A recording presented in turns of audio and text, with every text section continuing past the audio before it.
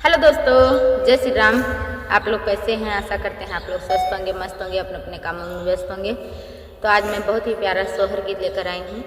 आप लोग सुने, कमेंट, लाइक, शेयर, सब्सक्राइब जरूर करें कीजिएगा। बहुत मेहनत से बना हुआ जाता है। दूधवा बैठाया